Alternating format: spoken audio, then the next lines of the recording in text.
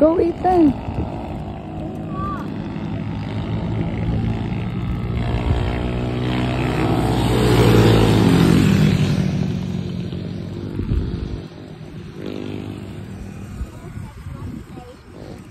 You're so slow.